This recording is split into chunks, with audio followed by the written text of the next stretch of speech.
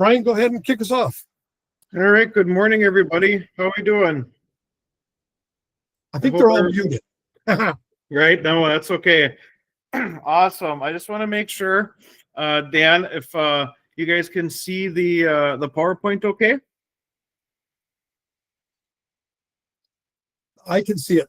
Okay, great. Brian, I apologize real quick. Can you initiate the recording? I believe it just started. Okay, perfect. Thank you. Yep. Let's make sure it is.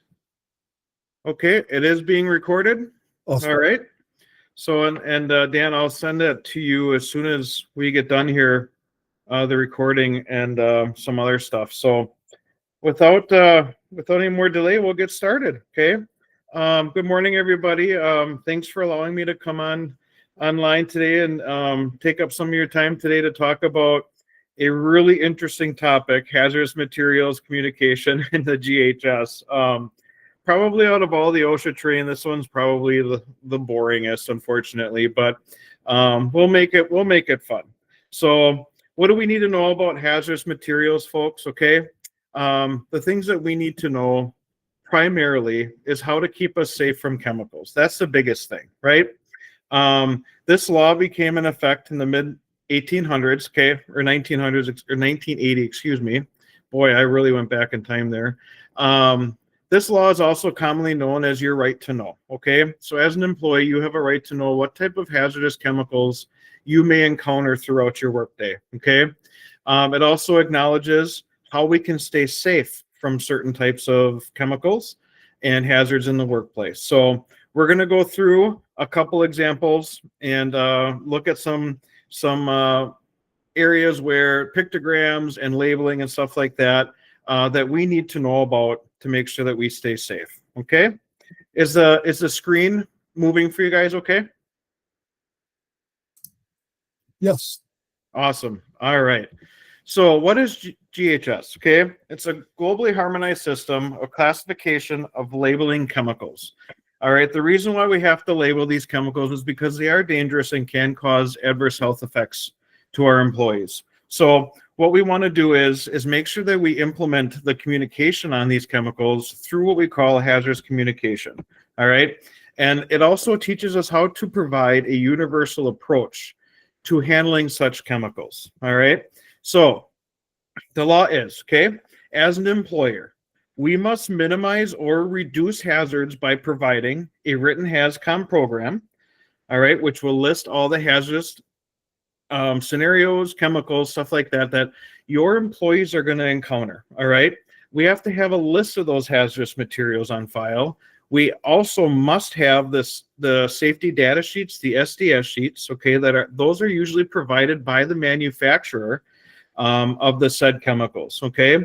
Training, that is what's happening today. That's going to be part of our compliance, all right? And appropriate PPE when we handle those chemicals to keep us safe, all right? And then also, if there's any substitutes that we can do to make the chemicals less harmful or find something that is less dangerous to use but still does the job, okay? So as an employee, all right, things that that we have to abide by from OSHA is follow the safety and health rules set forth by your company, okay? Review the labels in the SDS sheets where necessary. Wear and or use all assigned PPE. So for an example, if you have something that's really corrosive and we have, elbow length gloves there just to prevent splashing or getting it on our hands, we fail to wear those, that could become an unnecessary health risk to the employee, right? We don't want to do that. Inform your employer of any non-routine tasks, which means if something's out of the ordinary as far as a hazard goes, something new popped up or you discovered something that could be a potential hazard, it has to be reported so that we can put safeguards in place to make sure that we can do our best to mitigate those types of hazards, okay?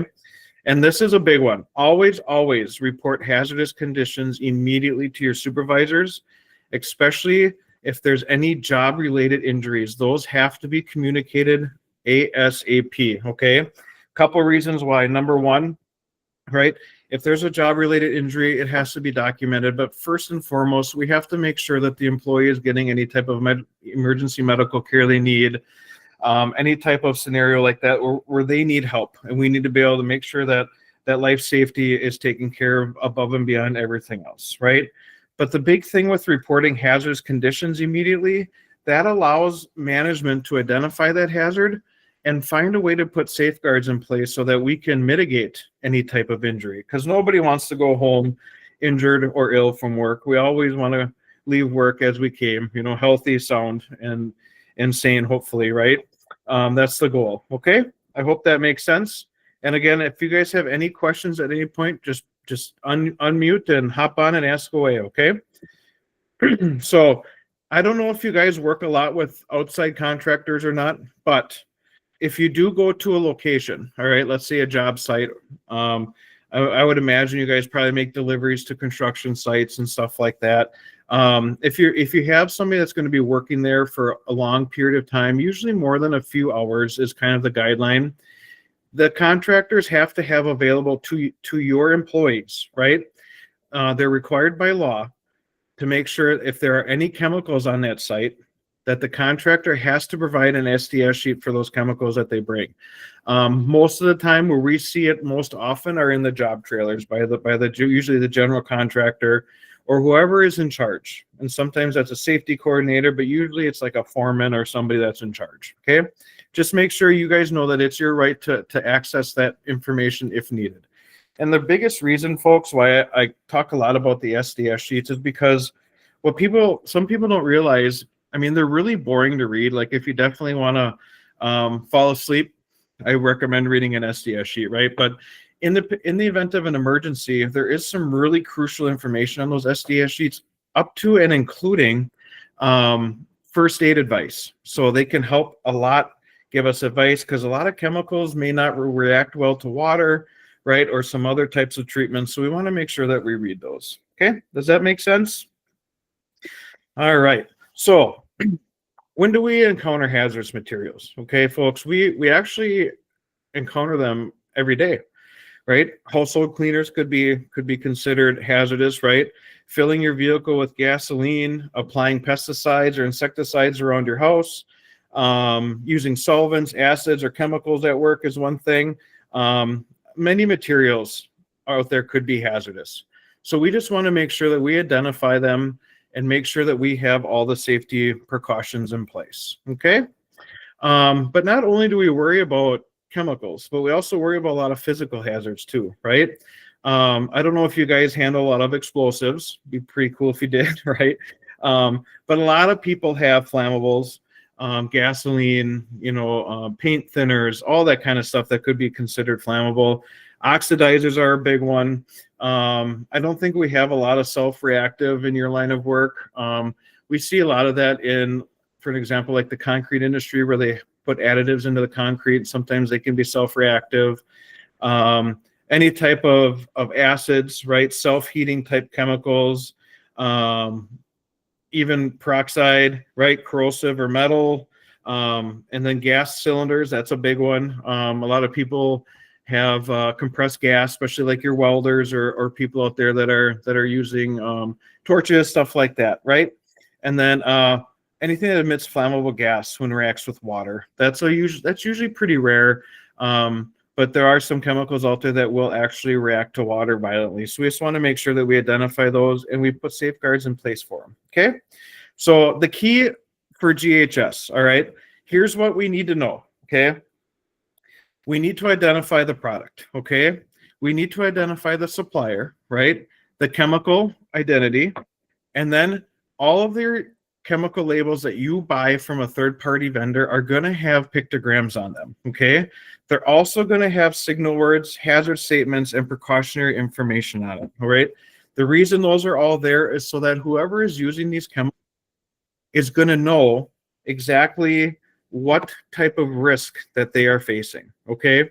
So that information is very crucial to have, and we're going to talk a little bit more about that, okay? So signal words, danger and warning, all right? We need to know the difference, because danger and warning, that means that that chemical is pretty volatile and is probably pretty dangerous. So we want to make sure that we're taking the appropriate actions for that. Okay. So what's on a chemical label? Okay. Remember we talked about, all right, the product identifier. All right. So, right, and that code can be cross-referenced into a database. I mean, I've even Googled these codes and it came up with an SDS sheet. So it's very easy to track these, right? And the product name, okay? The supplier information, who supplied the chemical, who's the manufacturer, and the emergency contact number. That comes into play when you are dealing with a large volume, like a 50-gallon drums or, you know, maybe a tanker full, something like that. So that emergency phone number, you access that and call that if there is a very large spill. Okay. And that they give you like advice and or containment protocols, stuff like that. Okay. So it's very important to have that number available. Okay. Remember we talked about signal words, danger, right? So this one is a very dangerous chemical, right? It's highly flammable, liquid and vapor, right? We usually see these like with propane is one of them, stuff that's very volatile, okay? And then here's the pictograms, all right? So, and we're gonna talk about those a little bit more in depth, but you can see that it has acute toxicity to the human body. That's the one on the left. The one on the right is flammable, okay? So that could be very dangerous for somebody. And it also, under the hazard statement, highlights what those dangers or hazards can be, okay? And then precautionary statements. This is another very important part if you're dealing with a chemical. It gives you instructions as how to safely handle it, what to keep it away from, make sure if it needs to be grounded or bonded to another container, hand washing thoroughly, stuff like that. It gives you a really good kind of breakdown, high level of how to manage that chemical. All right. And then directions for use. All right. We want to make sure that if there's any special directions, do not expose to water or use, dilute it or whatever the case may be. It's going to give you some special instructions there. Okay. The other mistake that we see a lot of people make, even at home, right? If you mix chemicals, okay, we never ever want to mix them. All right, because we don't know how they're going to react. Okay, so that's the most important part. Read the labels, look at the SDS sheet, and just make sure that we are wearing the proper PPE. Right. Some of the really good PPE that we really recommend are goggles and gloves. Okay, but we're going to talk about that too in just a few minutes. So, if we ever do have an exposure, right, or a detection, what's the most common route that people get exposed? Honestly, the most common that we've seen throughout my career at the ambulance service has always been absorption on the skin or inhalation. Those are the two biggest ones that I've seen personally with chemicals. Direct skin contact. Once in a while, usually we see ingestion or swallowing with like the younger kids if they're not quite sure what it is or if it looks pretty or maybe smells good. Sometimes kids will inadvertently ingest it, right, because they're curious and trying it.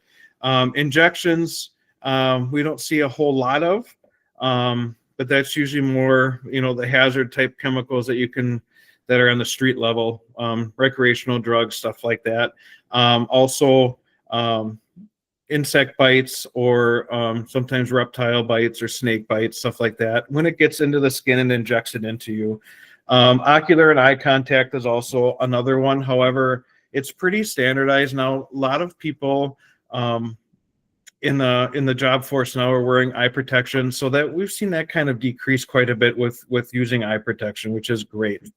Oftentimes too, some of these chemicals, we can't always see them, right? Sometimes they're odorless or colorless, so we want to make sure that we are definitely using our precautions. Okay, same with odors. Like natural gas and propane, they don't have a natural odor. They have to actually add odor to them. So we have had some scenarios where the propane before the smelling, I think it's called mercapta, is added. We have had issues where they had a spill, but you can't see or smell it until you start having symptoms of lightheadedness or nausea, stuff like that, because it's taking the oxygen away and you're inhaling those gases. So just be very cautious about that. Okay. So how do we prevent some of that stuff? Most effective way is to detect these hazards is by monitoring them, usually with sniffers or sensors, stuff like that, that there are in place so that we can help stay safe from those types of chemicals. Okay, does that make sense? All right. A couple of things that we want to talk about too, and I know this is really dry stuff, guys, so just bear with me. But there are some upgrades to the SDS sheets. All right. They added a bunch of categories. All right, which I'm in favor of. It just, the unfortunate part of it is these sheets used to be like one page, right, where you could go to them and get exactly what you need really quickly. Okay. But unfortunately, they're adding so much more stuff where actually some of them are multiple pages, right? But the biggest thing I want you guys to understand, first and foremost, is personal safety when it comes to stuff, is to look at the category number 4, first aid measures, right? That's if anybody ever gets exposed or has an issue with the chemicals, there is some really good information on those under the first aid measures, okay? Also, the firefighting measures is also a great one to look at. But they also of the hazards, right? So now these companies need to identify broadband, like broadwise, what type of hazards they can. Disposal considerations, transportation information is another new one, and then regulatory information. Okay. So here's a sample of an SDS sheet. Okay. Like I mentioned before, they're really dry to read, right? But this is where section 1, you get the chemical information, the supplier information. Section 2, hazard identification. All right. What type of hazards that they have identified. Okay. Which is important. And then what type of ingredients are in these. All right. This is a big thing that you're going to need. For an example, worst case scenario, if somebody has a child, let's say they ingested laundry detergent, for an example.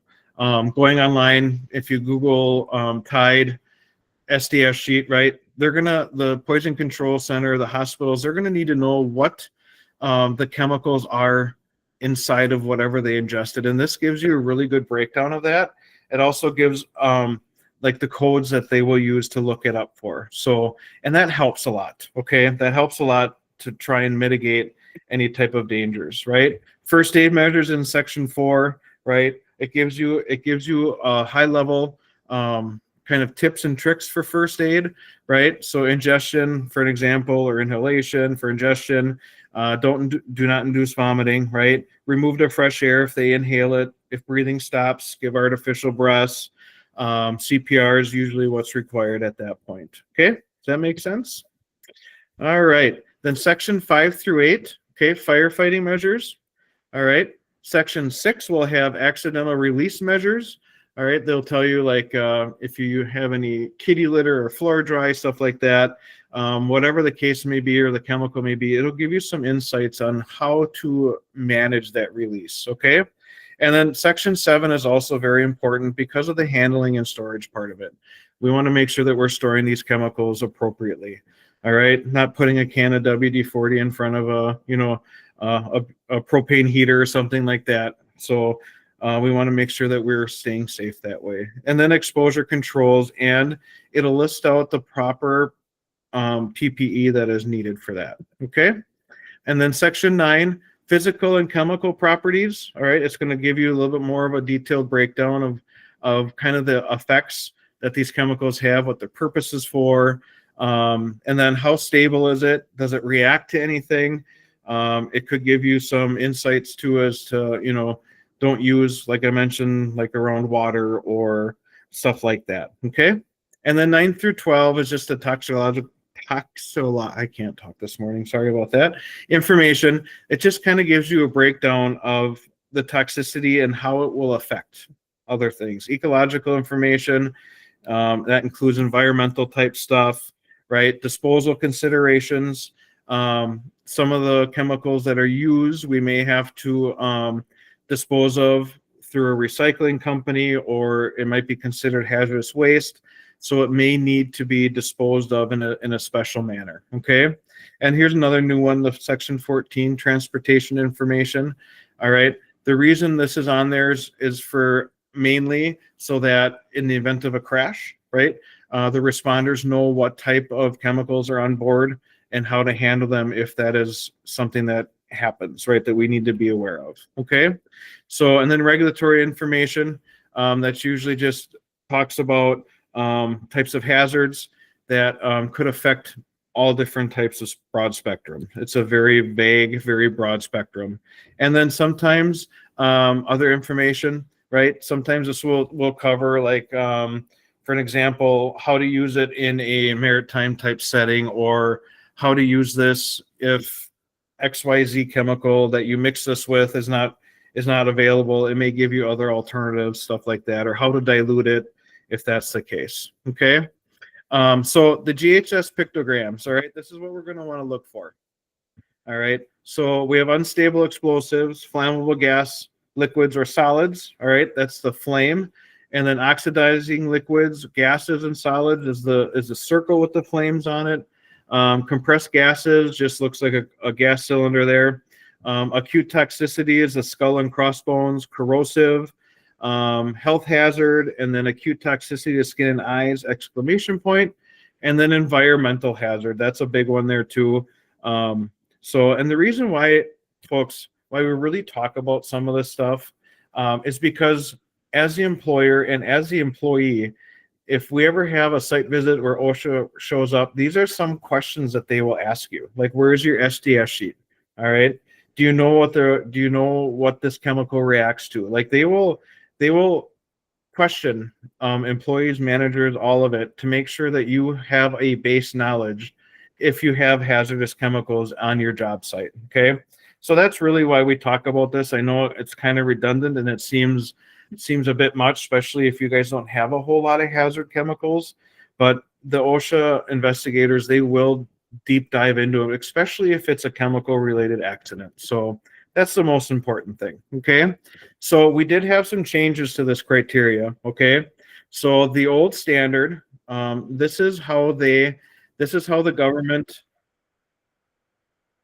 managed the level of danger, I guess is a good way to say it, for these chemicals. Okay. The biggest minimal hazard, and then 4 is the severe hazard. All right. So now let's make it really confusing for everybody and turn it completely upside down. So now a category 1 is extremely flammable or a vapor liquid. So basically they put it in reverse. Okay. So that really is confusing, understand that, but they figure that this is probably an easier way to identify them. So just make sure that we're always looking at those labels, folks. That's what it really comes down to. All right. Some more employee responsibilities. Okay. So high level, here's where we're at. Okay. As an employee, we need to read all the containers, labels, and STSs. Okay. This will tell you what kind of proper or PPE that is needed. Okay. And remember, the goal is we want to protect you guys. We don't want anybody to get exposed or have issues. So we always want to wear our PPE. Okay. Follow and understand the manufacturer's instructions and labels. Okay. Ask questions if you are unsure. Always ask questions. Okay. Label all chemicals. Make sure if you guys have any chemicals on job sites or at your facilities, just make sure that they have a label on them. Okay. And we're going to talk a little bit more about labeling too in just a second, about secondary containers. So let's say if this is a very common thing, folks, that we see like in auto repair shops where they have a 50-gallon drum of window washer. Okay. And they don't spray right out of that 50-gallon drum, right? They put it into maybe like a little half-gallon spray bottle or something like that. We have to label that secondary container, okay? Because yeah, you might know what's in there, right? But you set it down and it's break time and you go and take a break and somebody else comes in like, oh, what's in this bottle? And it's not labeled, they don't know what it is. And that can cause confusion and that can cause maybe an accidental exposure.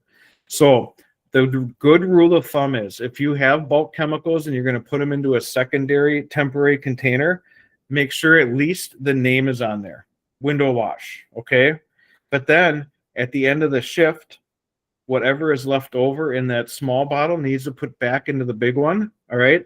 That's compliant with OSHA. But if you're going to leave chemicals in that smaller container, let's say overnight or into the next day, then we have to put secondary labels on it. All right. Those secondary labels have to have the pictograms, the information on them, everything. And usually suppliers will provide those. If you call and say, hey, chemical XYZ, could you send us a secondary label for XYZ chemical? Usually they will do that.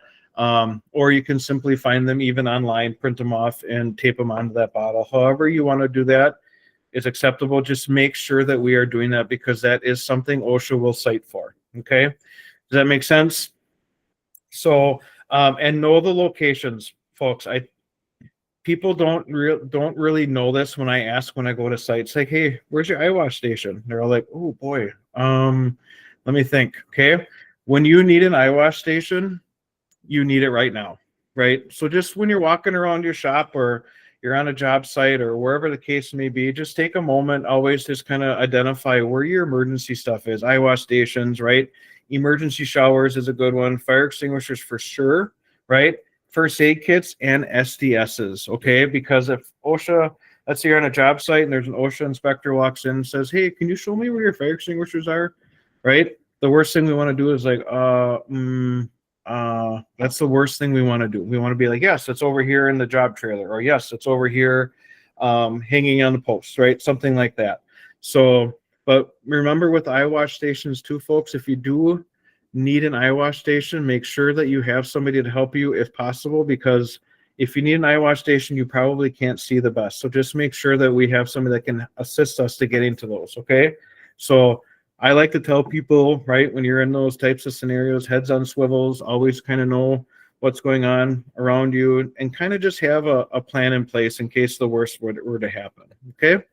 So here's just some statistics, okay, of some chemical exposures, and this is why OSHA does pay attention to it, all right, because we do see quite a bit of chemical exposures, and I'm not talking like the big bad acids and all that kind of stuff. I mean, it's everything from brake cleaner, right, that we see, to household cleaners, to bleach, to any type of disinfectants. Actually, during the COVID era, we saw a lot of kids with the hand sanitizers get sprayed in their face, because the nozzles get gunked up, right? And all of a sudden they're pumping on it, nothing's coming out. Then all of a sudden it squirts and hits them in the face. We've seen a lot of that, actually. So nobody is immune to these types of exposures, unfortunately. So we just want to make sure, folks, that we're doing the best we can to minimize that. Okay, does that make sense? All right. I do like to talk about a little bit of the health hazards, folks, of some stuff that we can see from chemicals. All right. Short and long acting effects, right? Acute toxicity. That's very dangerous to our body, and we want to definitely avoid that at all costs if possible. Skin corrosion and irritation are a big thing. We want to make sure that we know how to treat that with, and especially when it's specific to a certain chemical, right? Not all rinse off with water. So that's why those SDS sheets are so important. Okay. Serious eye damage or eye irritation, we only both, right? So a little extra level of protection is great, that we can just wear our safety glasses. It can save us a lot of problems, right? Respiratory and skin can happen. We see a lot respiratory issues with more like your airborne or fumes, right? Like in vehicle repair shops where maybe they're using a lot of brake clean or something like that. You can inhale that stuff and you start to feel funny or cough. Then we know we need to get outside and get some fresh air, right? Germ cell, that can happen. Basically what that means is it can pretty much change some of your cell generations. You can get some funky mutations going on, but that's in a very, like, that's somebody who has to have a lifelong exposure to some of that stuff. Other things like reproductive toxicity. I mean, there's all kinds of issues that we can happen with these chemicals. So specific targeted organ toxicity, we don't see a lot of that anymore. That was more back in the day. For an example, one of them is asbestos. It specifically targets your lungs, right, and causes a very specific cancer. So all that kind of stuff can be out there. So we just always want to make sure that we are protecting ourselves, okay? If we ever have to dispose of our chemicals, let's always make sure that we know where, all right? some things that we never ever want to do is pour them just straight down the drain, right? We never want to let the chemical just dump them on the floor. Oh, it'll evaporate or kind of disappear. It will get into the floor drains, right? We don't want that to happen. It could also cause damage to the floor as well, depending on what it is. Okay, never into the groundwater system, and definitely never into the ground. Okay, that just is just a good responsible part of not trying to pollute, right? That helps. So secondary containments. Okay, I don't know what you guys have out there for large amounts of chemicals, but if you do have larger ones, right, we want to make sure that we have our spill trays, or like those sock dikes that you can buy that you can put on the ground to kind of dam up any type of liquids that might be spreading or leaking. I'm pretty sure you guys don't have any labs, maybe you do, but this is where we talked about the secondary labeling a little bit, right? Chemical storing glass bottles. If you do have anything in glass bottles, they have to be inside of a plastic tub, so that if the glass breaks, the tub is your secondary containment. Okay. If you guys have any questions at all about your processes or your safety, any of that stuff, you are required to ask your supervisor or person in charge immediately before doing any task. Okay. I hope that we learned a little something today. All right. I know that this was quite boring. It can be, but it's also quite important because, as you saw the numbers before, we do see quite a bit of injuries, right, when it comes to chemicals. So I'm going to open it up now. Does anybody have any questions, comments, or concerns that they'd like to share? Brian, I'd like to catapult on a couple of things that you had mentioned. Yes. Well, first of all, everybody, the whole reason why we're going through these trainings is we picked a number of items off the top 12 OSHA hit list, and this is actually one of them with higher citations. And the reason we're doing that is we've got a lot of locations that have full hardware stores where we're selling a lot of hazardous material. The guys in the yards are always filling our forklifts with oils, diesel fuels, propane, so they have access to those chemicals as well. So we want everybody to understand the importance, and this is the reason behind why we're doing it. Brian had mentioned earlier about where fire extinguishers are, eye wash station, first aid. If you go to your communication boards at your locations, you will see there should be a laminated sheet that tells you where every fire extinguisher is in the facility, where the eye wash is, where the first aid cabinets are located.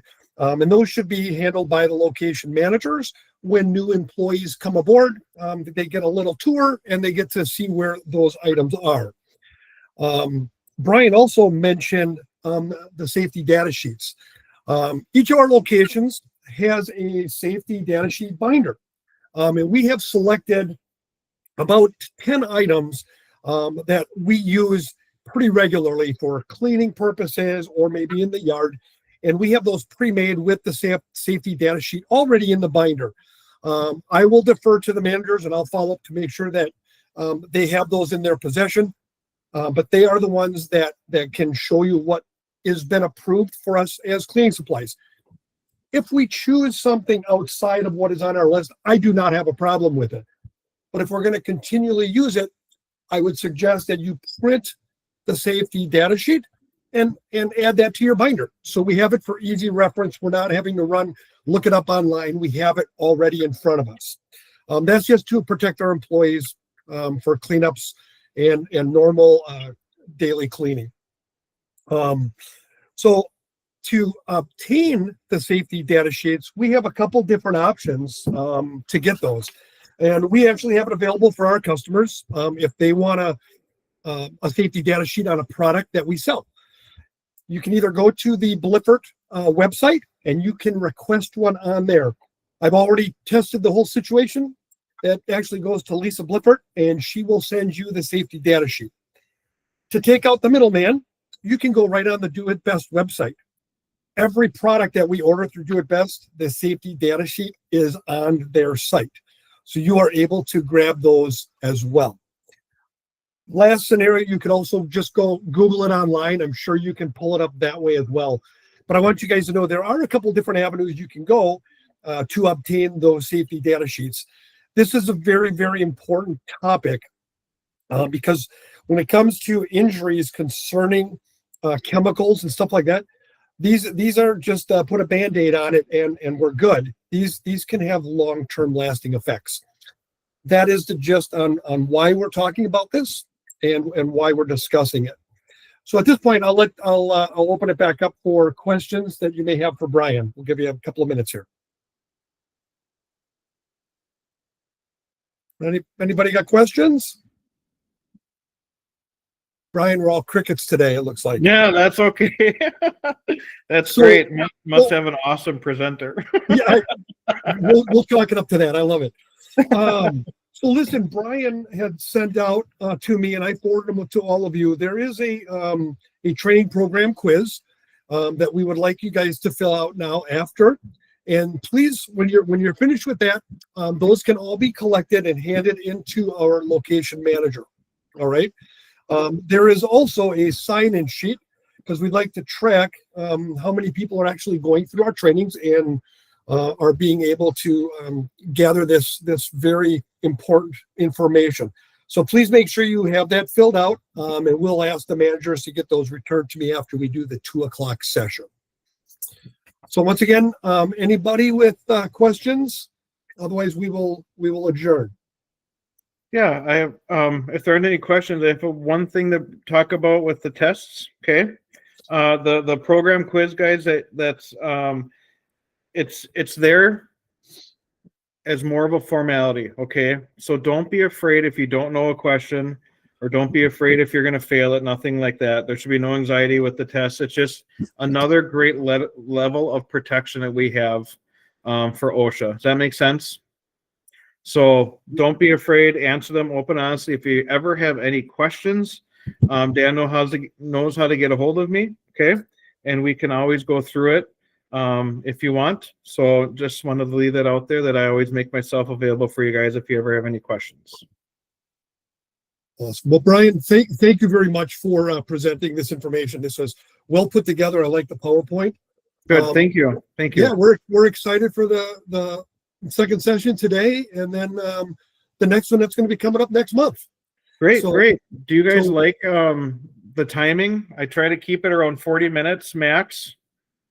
Is that okay? Timing wise was good. I think it was good on my end. I can't speak for everybody else, but I think if we go any longer than 45 minutes, I think we start to lose people a little bit more. Agreed. Okay, cool. Well, yeah, and any feedback you guys have, please, good, bad, or indifferent. We love to hear any good feedback to come back so we can keep improving. Okay, Brian, thanks again, and we'll let everybody go for the day. Enjoy the rest of your day, and be safe. Take care, everybody.